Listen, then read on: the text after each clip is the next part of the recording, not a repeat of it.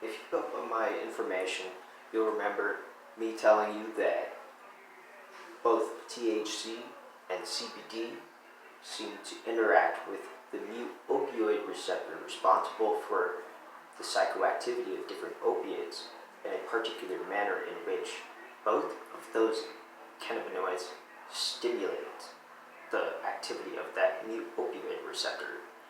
And I was wondering at the time, how could that be?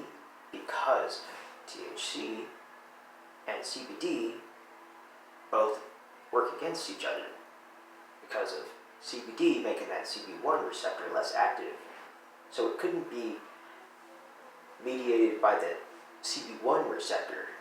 However, recently I've come across some information that's told me that the CB2 cannabinoid receptor regulates mu-opioid receptor activity, and one of the endocannabinoids besides the anandamide, which would be the 2-arachidonoglycerol.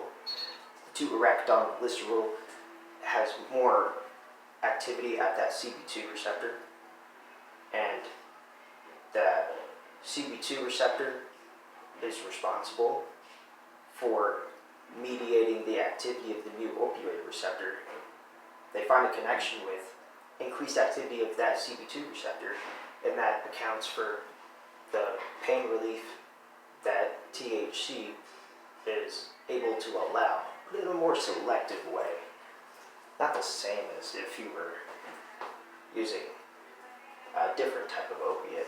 You know how they say kratom is more selective and how it interacts with the mu-opioid receptor, to where you wouldn't be as likely to end up having yourself in a state of respiratory depression.